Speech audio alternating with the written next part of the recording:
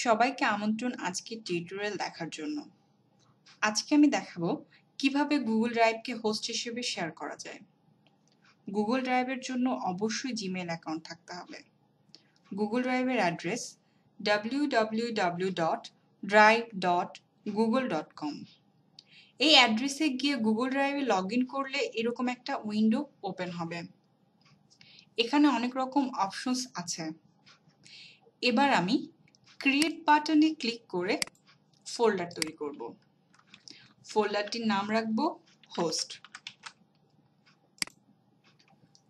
এখন আমি এই ফোল্ডারটি ওপেন করব।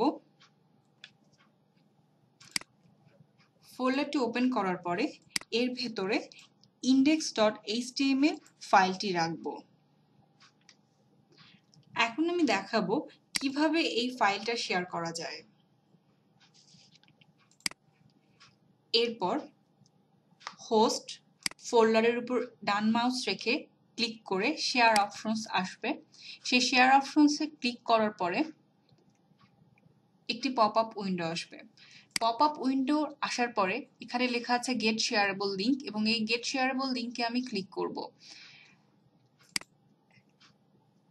ক্লিক করার পরে anyone with the link can view click করার পরে মোর অপশনস আসবে। মোর অপশনস আসার পরে অন পাবলিক অন দ্য ওয়েবে ক্লিক করব।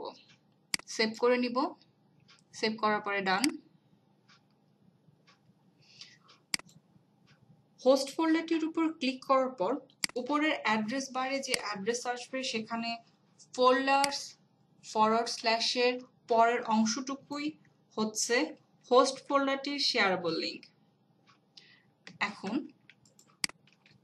google.com/host/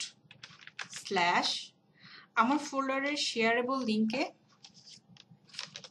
যাব। এখন আমরা দেখতে পাচ্ছি আমি যে লিংকটা শেয়ার করেছিলাম সেই শেয়ারেবল লিংকটা এখানে আমরা দেখতে পাচ্ছি। ধন্যবাদ সবাইকে।